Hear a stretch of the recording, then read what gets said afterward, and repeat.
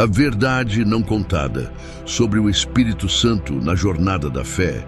Entender o papel do Espírito Santo na superação do pecado é crucial para todo crente. O Espírito Santo, de acordo com a Bíblia, não é um conceito etéreo, mas uma parte vital da divindade conhecida como a Trindade. Nas palavras de Jesus, registradas no capítulo 14 de João: "Mas o Consolador, o Espírito Santo, a quem o Pai enviará em meu nome, vos ensinará todas as coisas e vos fará lembrar de tudo o que vos tenho dito." Quem é o Espírito Santo?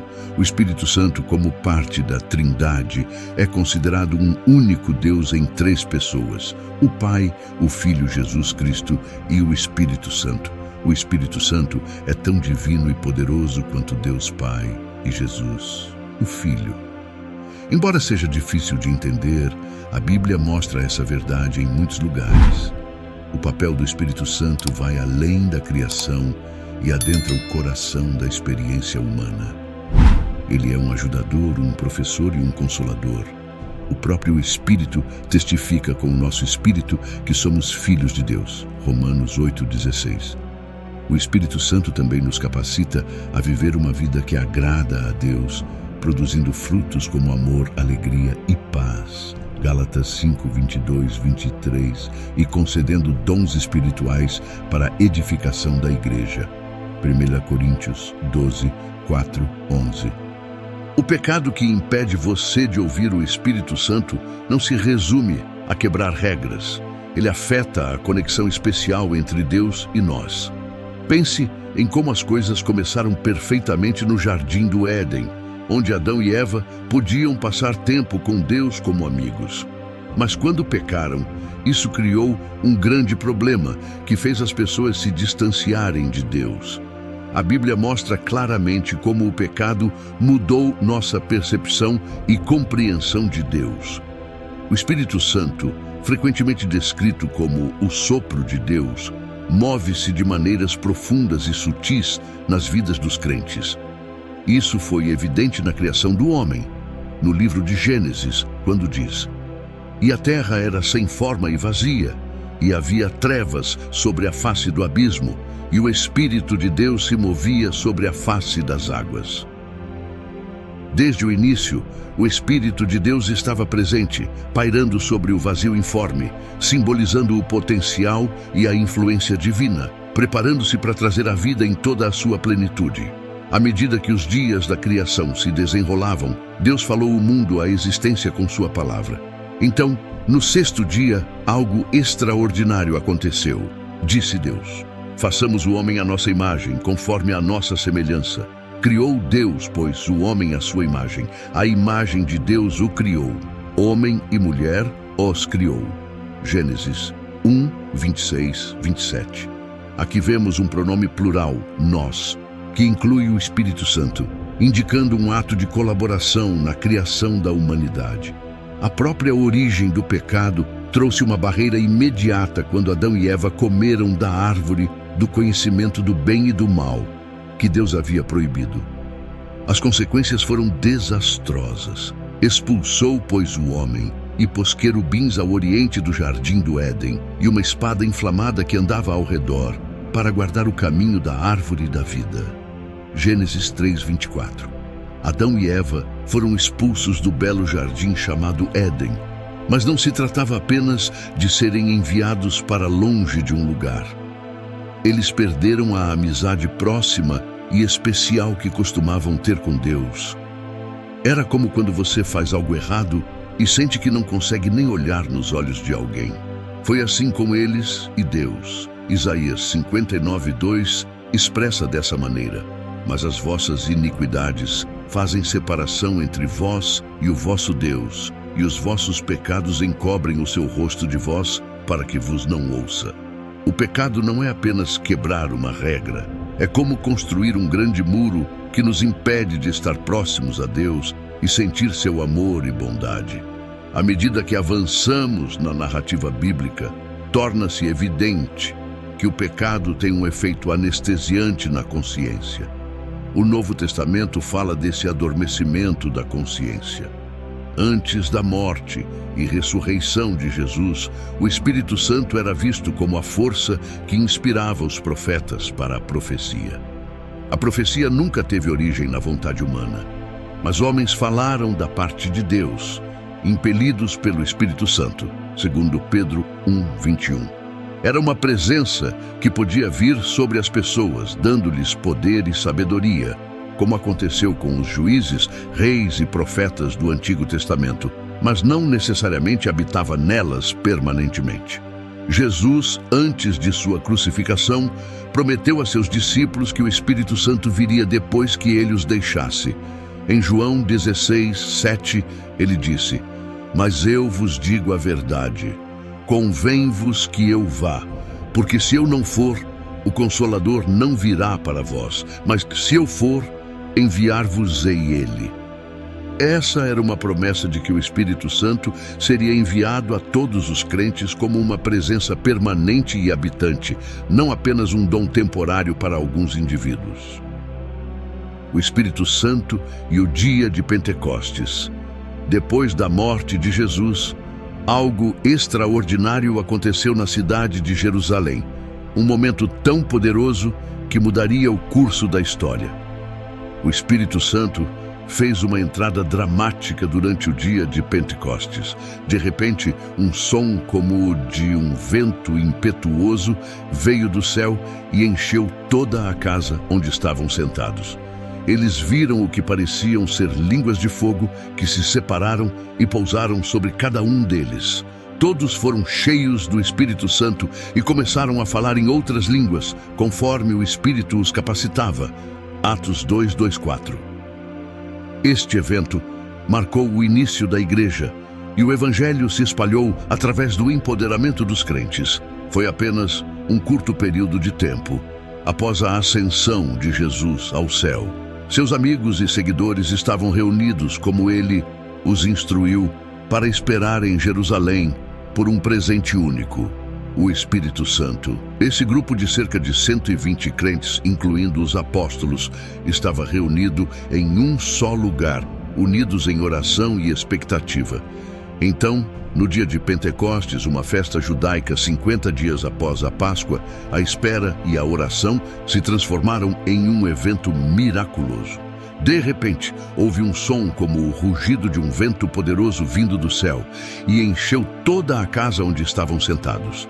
Imagine um vento uivante tão forte que você pudesse sentir um formigamento na pele, tão alto que enche seus ouvidos com um rugido. E algo ainda mais surpreendente aconteceu. O que pareciam chamas ou línguas de fogo apareceram e pousaram sobre cada um deles. Imagine ver uma chama tremeluzindo e dançando sem queimar, suavemente aterrissando sobre a cabeça de cada pessoa. Ali estava um sinal visível de uma realidade invisível. Deus mesmo estava tocando-os naquele momento. Todos foram cheios do Espírito Santo. Era como se uma força invisível tivesse varrido o âmago de cada um deles, capacitando-os por dentro, e eles começaram a falar em diferentes línguas que antes não conheciam, porque o Espírito Santo os ajudou a fazer isso. E todos se maravilhavam e se admiravam, dizendo uns aos outros: "Pois que não são galileus todos esses que estão falando? E como os ouvimos, cada um, na nossa própria língua em que somos nascidos?" Atos 2:6. Pessoas de todo o mundo estavam em Jerusalém para a festa e ficaram maravilhadas. Cada um ouviu os crentes falando em sua própria língua nativa. Foi um milagre. Eles estavam declarando as maravilhas de Deus, compartilhando as poderosas obras que ele havia realizado, e todos podiam entender em sua própria língua. Era como se uma mão divina estivesse unindo os corações de pessoas de diferentes nações através desse evento sobrenatural. Algumas pessoas não levaram os crentes a sério. Pensaram que eles estavam apenas agindo tolos, porque haviam bebido demais. Mas Pedro, um dos melhores amigos de Jesus, levantou-se junto com os outros ajudantes especiais de Jesus e começou a falar com a multidão. Ele foi muito corajoso e falou de forma que todos pudessem entender. Ele lhes disse que aquilo que estava acontecendo era exatamente como Joel um homem que falava as palavras de Deus há muito tempo, disse que aconteceria. E há de ser que nos últimos dias, diz Deus, do meu espírito derramarei sobre toda a carne. E os vossos filhos e as vossas filhas profetizarão, os vossos jovens terão visões e os vossos velhos terão sonhos. Atos 2:17. Pedro lhes contou sobre Jesus, como ele havia sido crucificado e ressuscitado dos mortos, e que Deus o havia feito Senhor e Cristo. As pessoas ficaram comovidas pela convicção do Espírito Santo e perguntaram o que deveriam fazer. A resposta de Pedro foi clara: arrependei-vos, e cada um de vós seja batizado em nome de Jesus Cristo para a remissão dos pecados, e recebereis o dom do Espírito Santo. Atos 2:38. Naquele dia, cerca de 3.000 pessoas levaram a mensagem de Pedro a sério, foram batizadas e adicionadas ao grupo de crentes. Foi o início de uma nova comunidade, uma igreja capacitada pelo Espírito Santo. Eles começaram a demonstrar um novo e poderoso tipo de amor e generosidade que atraiu muitas mais pessoas a seguir Jesus.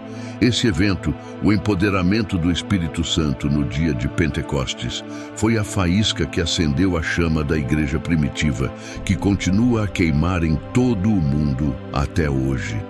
Isso demonstrou que a presença e o poder de Deus não estavam restritos a apenas um lugar ou uma pessoa, mas eram derramados sobre todos os que crescem. Essa promessa continua válida até hoje. O Espírito Santo é essencial para viver uma vida que agrada a Deus. Ele nos capacita a fazer o que é certo e evitar o que é errado. O Espírito Santo também é um selo em nosso relacionamento com Deus, garantindo nossa herança como filhos de Deus e futura ressurreição. Efésios 1:13-14. Ao considerar como certos pecados podem impedir nossa capacidade de ouvir o Espírito Santo, é crucial entender que o Espírito se comunica com um coração aberto, arrependido e alinhado com a vontade de Deus. Aqui está uma análise de como certos pecados podem impedir essa comunicação. 1.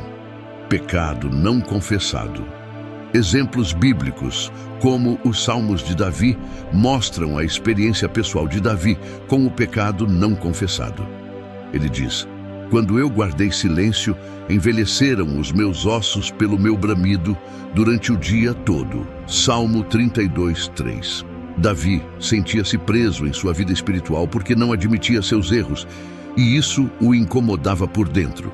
João escreve: se confessarmos os nossos pecados, Ele é fiel e justo para nos perdoar os pecados e nos purificar de toda a injustiça. 1 João 1:9. A confissão e o arrependimento são atos de se afastar do pecado e voltar para Deus, limpando o caminho para o Espírito Santo falar conosco. 2. Orgulho. O rei Saul é um exemplo típico de um rei cujo orgulho criou uma barreira entre ele e Deus. Em 1 Samuel 15, Saul desobedeceu diretamente a Deus ao poupar o melhor dos amalequitas. Quando confrontado pelo profeta Samuel, a negação inicial de Saul revelou seu coração orgulhoso, levando a rejeição como rei. Essa história ilustra como o orgulho pode levar à surdez espiritual. Deus se opõe aos soberbos, mas concede graça aos humildes. Tiago 4:6. O orgulho pode nos impedir de ouvir o que o Espírito Santo quer nos dizer. Isso acontece porque ser muito orgulhoso pode nos fazer pensar que somos mais importantes do que realmente somos e que podemos fazer tudo sozinhos. Acabamos acreditando que nossas próprias ideias são melhores do que o conselho de Deus. 3. Amargura e falta de perdão. Jesus conta a história de um servo que, depois de ser perdoado de uma grande dívida, se recusa a perdoar uma pequena dívida de outro servo. A parábola termina com o servo sem perdão sendo entregue aos torturadores, até que pague tudo o que devia. Mateus 18:34. Isso ilustra a prisão espiritual que acompanha a falta de perdão. Segurar a amargura e não perdoar os outros pode interferir no trabalho do Espírito em nós, como diz Efésios 4:31-32. Livrem-se de toda amargura, indignação e ira, gritaria e calúnia, bem como de toda maldade. Sejam bondosos e compassivos uns para com os outros, perdoando-se mutuamente, assim como Deus os perdoou em Cristo. Restaurando a capacidade de ouvir o sussurro suave do Espírito Santo em nosso mundo de hoje requer um retorno aos princípios fundamentais do arrependimento: perdão, humildade, obediência e comunidade. O arrependimento é um ato poderoso. Não apenas sentir pena pelos erros cometidos, mas uma mudança determinada de direção. Atos 3,19 diz: arrependam-se, pois, e voltem-se para Deus, para que os seus pecados sejam cancelados, para que venham tempos de descanso da parte do Senhor. Esse descanso fala do poder restaurador do arrependimento, que limpa a consciência e desbloqueia os canais para Deus. Ao reconhecermos nossos pecados e decidirmos nos afastar deles, removemos efetivamente os entulhos que entopem nossos ouvidos espirituais. A busca pelo perdão é central para o cristianismo, enraizada na oração do Senhor. Perdoa-nos as nossas dívidas, assim como perdoamos aos nossos devedores. Mateus 6,12. Para ouvir o Espírito Santo, devemos buscar o perdão de Deus por nossos pecados, um reinício divino que restaura a harmonia espiritual. Além disso, buscar o perdão daqueles a quem prejudicamos é igualmente importante, como está escrito em Mateus 5, 23, 24. Portanto, se você estiver apresentando sua oferta diante do altar, e aí se lembrar de que seu irmão tem algo contra você, deixe sua oferta ali, diante do altar, e vá primeiro reconciliar-se com seu irmão. Depois, volte e apresente sua oferta. A reconciliação com os outros reduz o ruído da culpa e do conflito, tornando a voz do Espírito Santo mais discernível. A humildade e a obediência são como ter um solo fértil, onde nossa capacidade de absorver e crescer com as experiências espirituais pode prosperar.